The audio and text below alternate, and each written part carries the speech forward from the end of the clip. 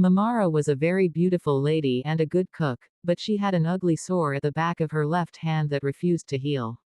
This restricted people from patronizing her. Mamara lived in a town called Komiko. One day, the duke of her town decided to host his fellow dukes and other dignitaries at his daughter's wedding. He needed a cook to prepare food for his guests. In hopes of finding the best cook, he sent his chiefs searching far and wide.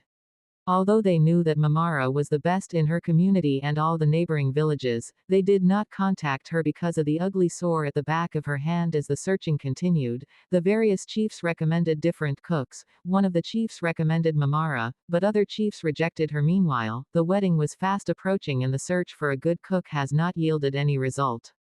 The other arrangements for the wedding were almost concluded and the duke and his wives were getting worried. The chief who recommended Mamara advised the duke to conduct a contest for the cooks so that he could choose the best of them.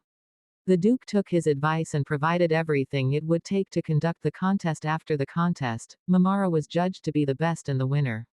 The duke accepted the result of the contest and picked Mamara to do the cooking, though other chiefs were against the duke's decision.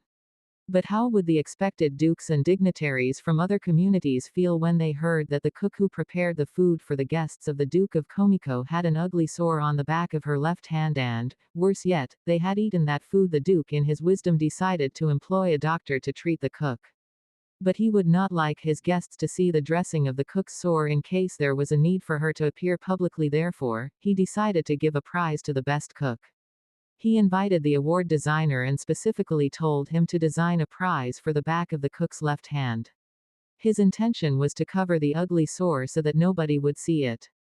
The designer designed a very beautiful prize for the back of the left hand of Mamara. It was publicly presented to her and she put it on. The dressing on her hand was covered completely, only the prize could be seen and, because it was very beautiful, the crowd burst out into applause. The king pleaded with the people not to tell anybody who had not known that the cook had a sore, and they obeyed. On the day of the event, the cook prepared food for the duke and his guests. They all ate and were happy. Thereafter, each of the guests began to invite the cook to prepare food at their events.